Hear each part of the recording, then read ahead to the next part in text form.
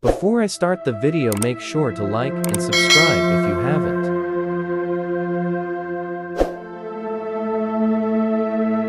Malaysia Airlines Flight 370 was a passenger airlines operated by Malaysia Airlines. It disappeared on March 8, 2014, while flying from Kuala Lumpur International Airport to Beijing Capital International Airport. But what happened? Did it crash? Did it get taken by aliens? Keep watching to find out in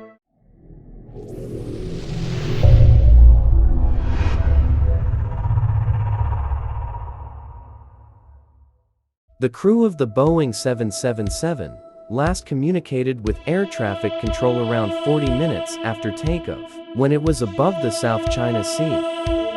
The plane disappeared from air traffic control radar screens minutes later and was tracked by military radar for an hour, deviating westwards from its planned flight path, crossing the Malay Peninsula and Andaman Sea. Left radar range 370 kilometers northwest of Penang Island in northwestern peninsular Malaysia. All 227 passengers and 12 crew aboard presumed dead. The disappearance were at Flight 370 was the deadliest incident involving a Boeing 777 and the deadliest in Malaysia Airlines history. The search for the missing airplane focused initially on the South China Sea and Andaman Sea. Analysis of the aircraft's automated communications with Inmarsat satellite showed a possible crashing site somewhere in the southern Indian Ocean. The lack of information immediately after the disappearance encouraged fierce criticism from the Chinese public, especially family of the passengers. Most of the people on Flight 370 were Chinese origin. Many debris confirmed to be from the plane washed ashore in the Indian Ocean during 2015. A 3-year search across 120,000 kilometers of ocean failed to find the plane. There were 3 official investigations launched in the wake of MH370's disappearance. The first was the largest and most expensive, the technically advanced Australian underwater search effort, which was focused on locating the main debris in order to retrieve the airplane's flight data and cockpit voice recorders. It involved calculations of aircraft performance, the parsing of radar and satellite records, studies of oceanic drift, doses of statistical analysis, and the physical examination of the East African flotsam. It required heavy maritime operations in some of the world's toughest seas. Assisting the effort was a collection of volunteer engineers and scientists who found one another on the internet, called themselves the Independent Group, and collaborated so effectively that the Australians took their work into account and ended up formally thanking them for their insights. In the annals of accident investigation, this had never happened before. Nonetheless, after more than 3 years and about $160 million, the Australians' investigation closed without success. It was picked up in 2018 by an American company called Ocean Infinity, under contract with the Malaysian government on a no-fine, no-fee basis. The search used advanced underwater surveillance vehicles and covered a new section of the 7th Arc, a section deemed most likely by the independent group to bring results. After a few months, it ended in failure.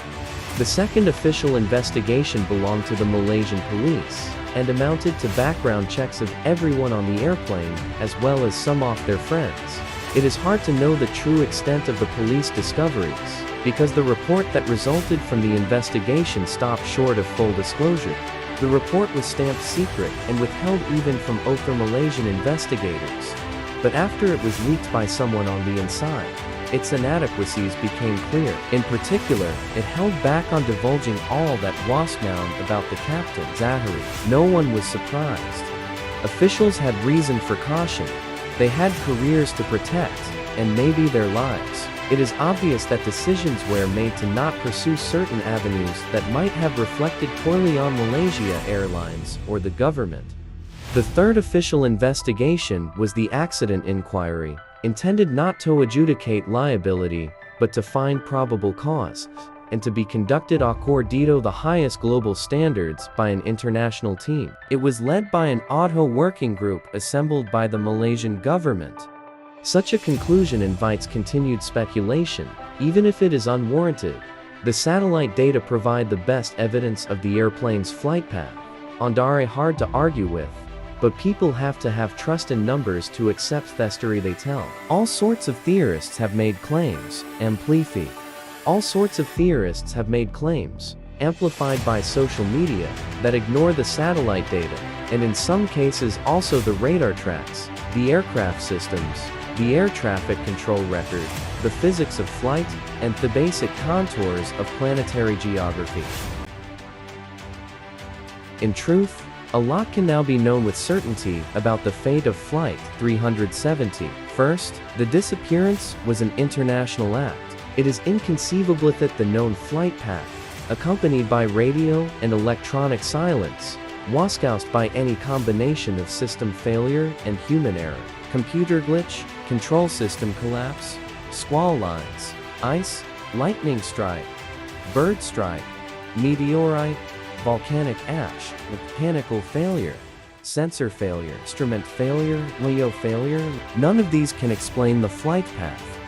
Second, despite theories to the contrary, control of the plane was not seized remotely from within the electrical equipment bay, a space under the forwardly. Pages could be spent explaining why. Control was seized from within the cockpit.